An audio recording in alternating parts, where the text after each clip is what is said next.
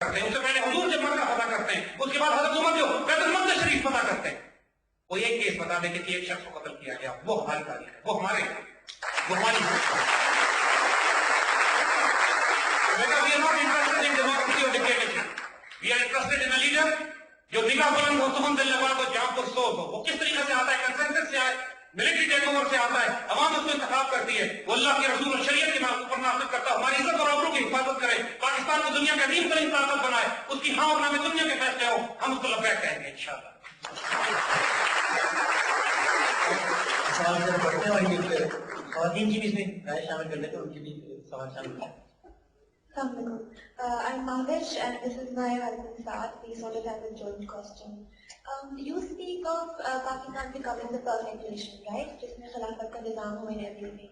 But we were sort of wondering, doesn't this defy the concept of Dajjal and the subsequent defeat of the Ummah? It does not actually.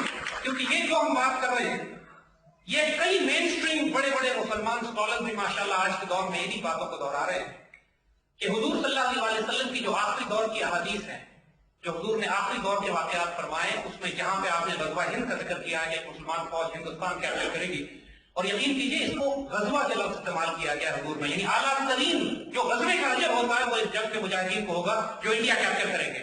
اگر اس حدیث کو مسلمان دنیا میں پھیلا دیا جائے تو پورے انڈیا کی فورن پالیسی تباہ ہو جائے گی کہ مسلمانوں کو اگر یہ پتہ لگ جائے کہ انڈیا سے تجارت کرنے میں اجر نہیں ہے، امن کی آقا میں اجر نہیں ہے، انڈیا کیپچر کرنے میں اجر ہے.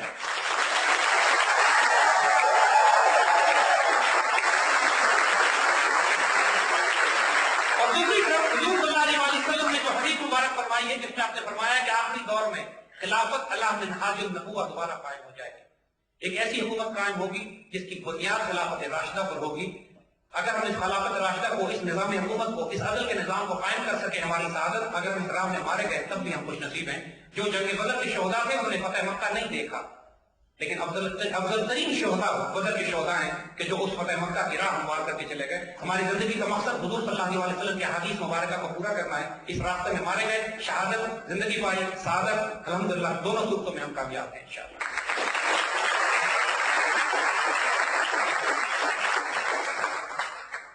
اگلی آواز شامل کرتے ہیں. جی جی my name is Mubashir Rabbani. I'm writing a book and this is a question that I normally ask. My title of the book is Traveling on a Pakistani Passport. So whenever I could get your question? My question basically is that whenever I go outside, everybody asks me what can Pakistanis living abroad can do for Pakistan, especially in Europe and USA. دیکھیے یہ Pakistani passport جو واصف علی واصف کے الفاظ میں ہم بتائیں کہ اس پاکستانی طریقت کا ایک نشان ہے کہ جس کے پاس یہ پاسپورٹ ہے وہ اس پاکستان کی طریقت میں بیٹھ ہے. آج آپ یہ سوچتے ہیں نا کہ پاکستان دنیا میں آپ کہیں بھی جائیں ہمیں بے عزت کیا جاتا ہے، اور امریکہ نے وہ اسکریننگ نظام شروع کر دیا ہے کہ جو پاکستانی جائیں گے ان کو ایئرپورٹ سے بے عزت کیا جائے گا. مزید پہلے بھی کیا کام کرتے تھے کہ اب کیا کریں گے. لیکن پاکستان کے تمام وہ مسلمان جو پاکستان سے باہر ٹھہرے ہوئے ہیں، یہ بات ہم ان کو ابھی بتا دیتے ہیں، وہ وقت دور نہیں ہے کہ جب آپ کو پاکستان بھیج دیا جائے گا. آپ پاکستان نہ بھی آنا چاہیں تو آپ کو پاکستان آنا پڑے گا. مسلمان کو مسلمان کر دیا طوفان مغرب نے. اقبال نے یہ بات اس وقت کہی تھی. آپ چاہیں یا نہ چاہیں امت مسلمہ اور پاکستان کے خلاف جو یلغار بنائی جا رہی ہے اس میں یہ مسلمانوں کو یورپ اور امریکہ میں نہیں رہنے دیں گے. آپ کی زندگی عذاب کر دیں گے. اگر آپ رہیں گے بھی تو آپ کو اتنا بےحرمت اور ذلیل کریں گے کہ آپ ایک شہر سے دوسرے شہر نہیں جا سکیں گے جب تک آپ کو نیوز اسکین نہ کر لیں ایئرپورٹس کے اوپر. یہ تو پاکستان کے مسلمان جو پاکستان سے باہر بستے ہیں، پہلا کام تو یہ اس پاکستان سے اپنا رشتہ، اپنا تعلق دوبارہ استوار کریں. آپ کو یہیں لوٹ کے آنا ہے، آپ کا اور کوئی گھر نہیں ہے. آپ دنیا میں جہاں مرضی نوکری کریں، جہاں مرضی کام کریں، اس پاکستان کو اپنا محبوب بنا لیں. اس کو بےعزت نہ کریں. اس پاکستان کی عزت میں محافظ ہوں. یقین رکھیے اس بات کو کہ اس پاکستان کو محبوب بنا لیں گے تو آج کے دور میں اللہ کا جو فرقان ہے، یہ پاکستان اللہ کا پاکستان ہے. یہ اللہ نے پاکستان بنایا ہے، فرمایا خدائے اور جلال ہے، اللہ کے رسول کی نگاہ ہے اس کے اوپر. جو اس پاکستان کی عزت کرے گا اللہ اس کی عزت کا محافظ و نگہبان ہے. اس پاکستان کی عزت کی حفاظت کیجیے، اس کے لیے پراؤڈ فیل کیجیے. ٹیک اے اسٹینڈ بھی جو پاکستانی دنیا کو بتائیں وہ پاکستانی مسلمان. ہم کہتے ہیں مسلمان ہیں لیکن ہماری شناخت پاکستان ہے کہ وہ پاک مسلمان جس کا تعلق اس خطے زمین سے، جس کو حضور صلی اللہ علیہ وسلم نے فرمایا تھا اقبال کے الفاظ میں، میر عرب کو آئی ٹھنڈی ہوا جہاں سے، میرا وطن وہی ہے، میرا وطن وہی ہے. ہم جس خطے زمین سے تعلق رکھتے ہیں دنیا کو یہ دکھا دیجیے اور یہ بتا دیجیے we are honorable people, we are dignified people, we are willing to die for our principles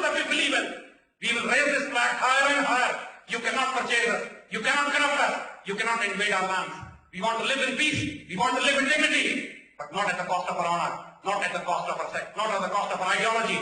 اگر یہ ہمارے ساتھ رہنا چاہتے ہیں تو ہم محبت اور پیار سے رہنا چاہتے ہیں، لیکن اب عزت غیرت اور آبرو کے سودے پر نہیں، پاکستان کی نمائندگی کریں. پاکستان خود جس سے پیار ہوتا ہے، جس سے عشق ہوتا ہے، اس کے لیے پھر بتانا نہیں پڑتا کہ میں اس کے لیے کیا کروں. جو کچھ کر سکتے ہیں پاکستان کے لیے کیجیے، اور یقین کیجیے اللہ آپ کو محبوب بنا لے گا کہ اگر حضور صلی اللہ علیہ وسلم کے اس مدینہ ثانی پاکستان پر آپ اپنا سب کچھ قربان کر دیتے ہیں. گارنٹی ہے اس بات کی، آزما کے دیکھ لیں انشاءاللہ.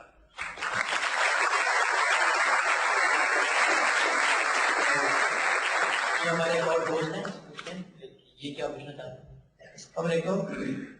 Sir, tell us what is jihad and what is terrorism and how to motivate youngers. And یہ جو لوگ مسلمانوں کو مار رہے ہیں اور آپس میں ہم سب کو لڑوانے کی کوشش کر رہے ہیں، اور جو مسلمانوں کی تعداد پوری دنیا میں کم ہوتی جا رہی ہے اسپیشلی پاکستان کے اندر، تو یہ کون کروا رہا ہے، کون لوگ ہیں، اور ہم لوگ ان چیزوں میں کیوں پڑ گئے ہیں کہ تم پنجابی ہو، مہاجر ہو، ہم کیوں ایک مسلمان نہیں بنے؟ بیٹا دیکھو، اگر پوری دنیا میں ایک طوفان برپا کر دیا ہے انہوں نے وار آن ٹیرر کے نام پہ. ٹیررزم کے 3 درجے ہم آپ کو بتاتے ہیں. ایک ٹیررزم وہ ہے جو ریاستی سطح پہ ہوتا ہے، اسٹیٹ ٹیررزم. اور پوری دنیا میں اس وقت جو ریاستی ٹیررزم ہو رہا ہے، جو بدترین ریاستی دہشت گردی ہو رہی ہے، تمام مسلمان دنیا جس پر آکوپائی کیا گیا، جس پر حملے کیے گئے، وہ مغرب کی طرف سے کیے گئے یا مشرق کے ہندوستان کی طرف سے کیے گئے یا روس کی طرف سے کیے گئے، تمام دنیا میں جو آکوپائڈ لینڈ ہے وہ مسلمانوں کی. اور جو ٹیررزم ہو رہا ہے دنیا میں اس وقت ریاستی سطح پہ مسلمانوں کے خلاف، وہ دنیا میں کسی قوم کے خلاف نہیں ہو رہا. لاکھوں فلسطینی بچے قتل کر دیے گئے، چچنیا، بوسنیا، عراق میں لوگوں کو اندازہ نہیں ہے. 14 لاکھ مسلمان کے 2004 کے بعد سے شہید کر چکے ہیں. افغانستان میں 20 لاکھ مسلمان سوویت انویژن کے بعد سے شہید کیے جا چکے ہیں. یہ چھوٹے فگر نہیں ہیں. کم از کم 1 کروڑ مسلمان پچھلے 100 سال میں انہوں نے شہید کیے ہیں. یہ ریاستی ٹیررزم ہے. دوسری آرگنائزیشنل ٹیرر ہے. ایک آرگنائزیشن، ایک جماعت بنتی ہے جو دہشت گرد بن جاتی ہے، جیسے یہ تحریک طالبان پاکستان ہے، اور جس طرح را ہے، CIA ہے، KGB ہے، موساد ہے. یہ بدترین دہشت گرد آرگنائزیشن ہے اس دنیا کی، جو پوری دنیا میں فساد برپا کرتی پھرتی ہیں، حکومتوں کے تختے الٹتی ہیں.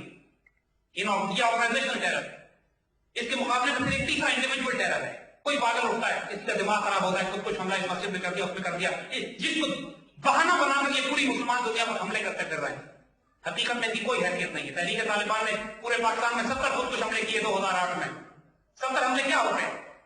دنیا میں طوفان بڑھا کر برپا کر دیا گیا کہ پاکستان ٹوٹنے والا ہے، ایٹمی ہتھیار خطرے میں، نیٹو کی فوجیں پاکستان میں گھس جائیں. یہ سارا ڈرامہ اور فساد انہوں نے کھڑا کیا ایک بدماش، ایک دہشت گرد گروہ کو تیار کرتے پاکستان کی صفوں میں، اور پوری دنیا میں اس کا پروجیکٹ کرتے ہیں جیسے پاکستان کولیپس ہونے والا ہے. اللہ کا فضل ہے، کچھ نہیں ہونے والا ہے اس پاکستان کو. آپ نے دیکھ لیا دہشت گردوں نے فساد برپا کیا، لیکن اللہ کے فضل اور کرم سے پاکستانی قوم اسی شدت سے، طاقت سے، قوت سے، جرأت سے اٹھی ہے دوبارہ کاؤنٹر اٹیک کرنے کے لیے.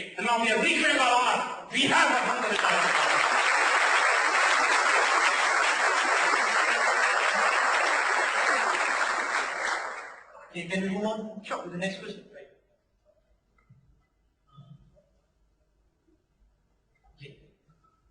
Assalamualaikum. My name is Mazid Hussain, and I wanted to know if Khilafat can revive Pakistan, and if so, what does one need to do to work towards this? دیکھیے، بات یہ ہے کہ اگر آج کا جو حکمرانی کا نظام ہے، اس میں آپ صدر کا نام تبدیل کر کے خلیفہ رکھ دیں تو اس سے خلافت کا نظام نہیں آ جائے گا، اور اللہ نہ کرے کہ ہم آج اس طرح کریں.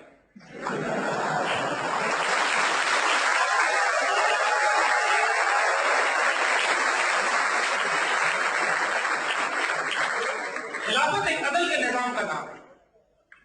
خلافت اس نظام کا نام ہے کہ جہاں پر حکمران وقت وہ انصاف مہیا کرتے ہیں کہ خلیفہ وقت کی ذرہ کم ہو جاتی ہے، اور حضرت علی رضی اللہ تعالیٰ عنہ اب ایک یہودی کے پاس اپنی ذرہ کو دیکھتے ہیں، اور پھر طاقت سے اس ذرہ کو واپس لینے کے بجائے عدالت میں مقدمہ کرتے ہیں، اور جج مقدمے کا فیصلہ خلیفہ وقت کے خلاف کرتا ہے. یہ خلافت ہوتی ہے.